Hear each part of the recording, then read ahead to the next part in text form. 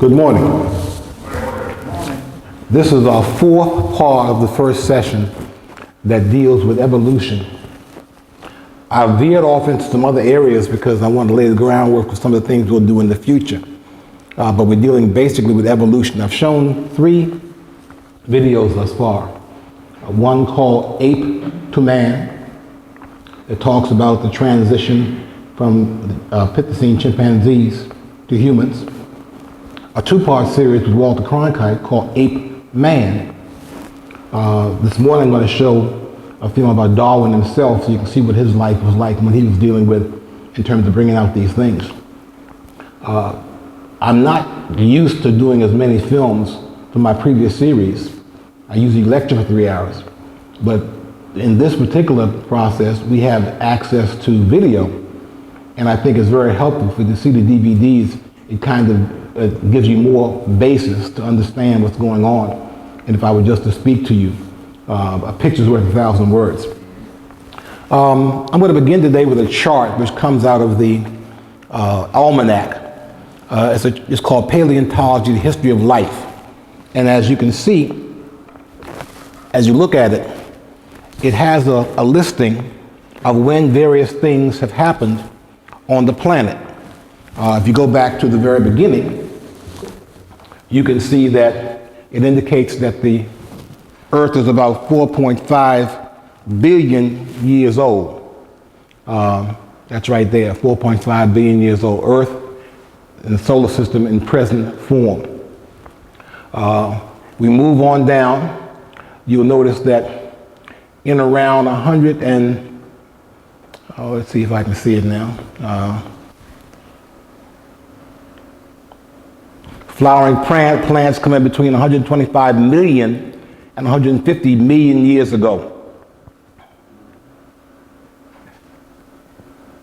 Dinosaurs come in. The dinosaurs go out about 75 million years ago. Dinosaurs came in anywhere between the 250 million years ago and primarily in the period 175 million years, 150 million years ago. They go out between 75 and 50 million years ago. Humans don't come in until about 4.5 to 5 million years ago. This indicates quite clearly, based upon the scientific evidence, that humans and dinosaurs were not here at the same time. You may recall from the last session I played a little excerpt from CBS Sunday Morning, in which the minister has organized a museum out in Oklahoma. And when the commentator asked him, "Are you saying that humans and dinosaurs were here at the same time?" He said, oh yes. Because the Bible says on the 6th day, God created so-and-so, and that was his only basis of going with that particular theory. But we know from the bones and the specimens, the dinosaurs and humans have never been on the planet at the same time, which means that anything you've ever seen with dinosaurs and humans on the planet at the same time was science fiction, although they did not tell you that it was science fiction. This is the cover of National Geographic magazine. It's November 1985.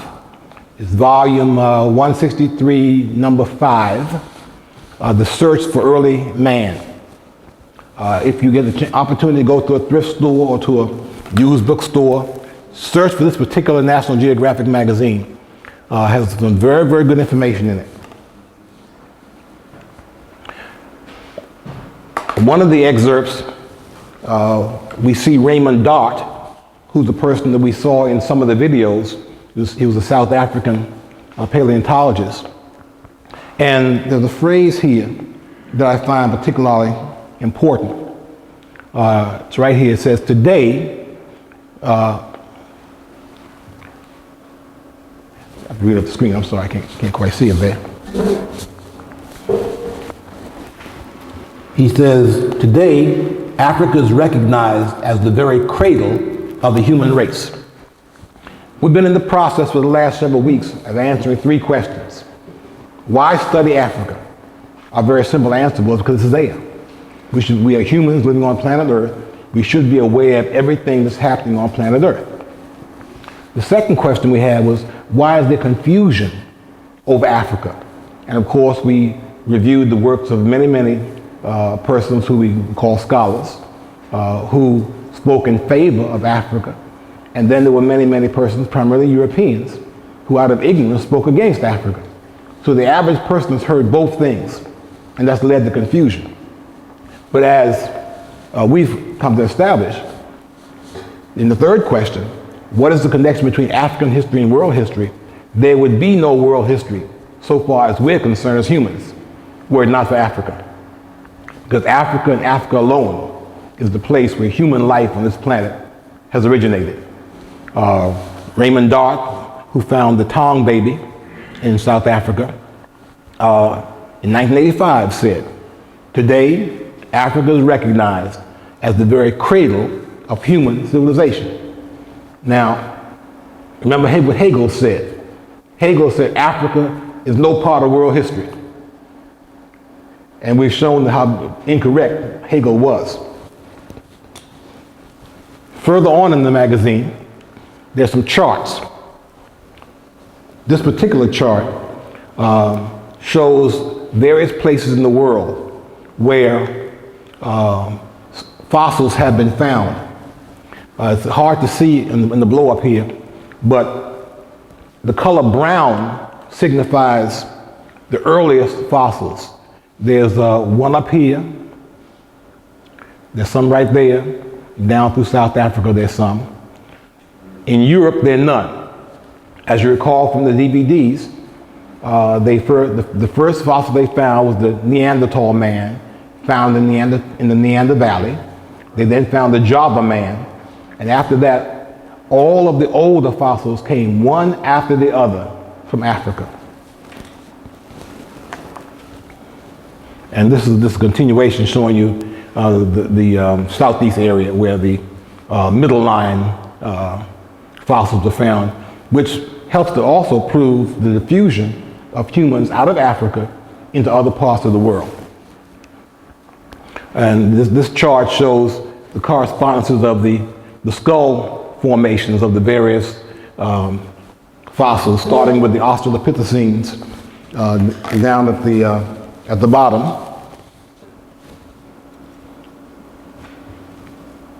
So I'm gonna get my light together. The Australopithecine down here, and then moving up to Homo erectus and Homo habilis. And you also recall that initially when they found the fossils, they had a straight line type idea about human creation, that we start with modern humans and go back in a straight line to the oldest human that they wanted to call the missing link. That held up until they got to Africa. Once they got to Africa, they found that there were time periods in which many different species of human type characters existed. And that has led now to our present concept of a family tree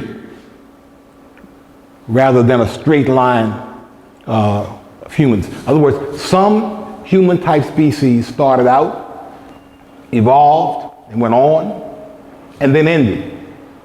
Others started out and ended quickly. We are the only remaining human type species on planet Earth. We're the ones who started out and made it all the way to the end.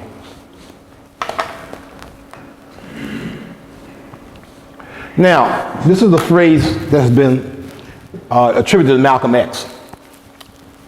It illustrates a connection between philosophy and actions. Malcolm said, your philosophy determines your thought pattern. Your thought pattern determines your attitude. Your attitude determines your behavior pattern. Your behavior pattern determines your actions. Therefore, what you think actually determines how you will act. Philosophy is very, very important. Your philosophy determines your thought pattern. Your thought pattern determines your attitude.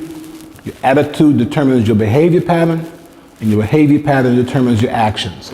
Therefore, what you think actually determines how you will act. Now, we started talking about myths last week. And I went back and found a little display done by Maulana Karenga. Karenga says that one of the things that myth does is to outline human possibilities. Another thing it does is to outline human probabilities. And thirdly, it outlines human potentialities. So if you read the myth correctly, you'll know what are the possibilities for this society and for the various characters in the society. If you read the myth carefully, you'll know what are human probabilities. What's probably going to happen in society based upon what they believe. And then thirdly, what is potential for various characters based upon what the myth says. We read the Adam and Eve myth from the Hebrews, and it said that God made the animals, brought the animals to Adam to be named. He named them. God made Eve, almost like an afterthought, brought Eve to Adam, he named her. That sets up the hierarchy of God, man, and woman. So now in a society that has that particular myth as its basis, what is the human possibility for females? What are the probabilities? What are the potentialities? Based upon a society which has as its foundation myth the fact that females are not equal to males. And in fact, that God really had no plan to make females in the first place. Adam asked for her, not God. It also says something about God, by the way. Or your concept of God. Now, there's a epic poem called the Epic of Gilgamesh. It's perhaps one of the oldest written stories on earth. It comes to us from ancient Samaria and was originally written on 12 clay tablets in cuneiform script. It's about the adventures of the historical king of Uruk, somewhere between 2750 and 2500 BCE. BCE stands for before the Common Era. It's another way of saying before Christ. We've been taught to say before Christ in this society because this society is based upon a Christian foundation. Everybody in the world is not Christian. Some folks are offended having to name time based upon somebody who they do not believe was the Messiah. So scientists have created BCE, before the Common Era. So we're talking now about a period of 4,700 to 4,500 years ago. The Common Era is 0 to 2000. We're in 2005 now, almost 2006. This is before that. So we're looking back 4,000 some years. These tablets were created. In the Epic of Gilgamesh,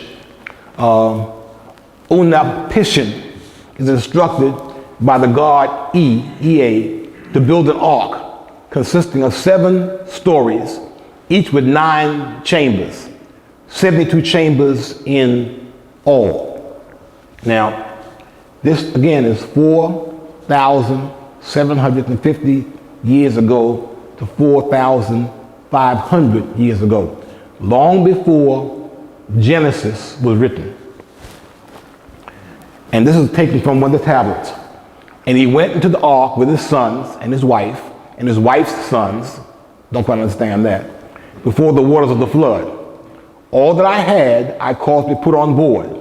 The seed of many kinds of living creatures, I brought to the ship my family and all my kindred, herds and flocks of the fields, wild beasts of the fields. Utnapishtim sails off with a considerable retinue, for example, not just the immediate family and the animals, but all the artisans of the city, and a navigator, plus a cargo of jewels and treasure. And when the waters finally subside after the poetic catalog of destruction wrought by the flood that sounds remarkably realistic, he sends out a dove, a raven, and a sparrow to search for dry land.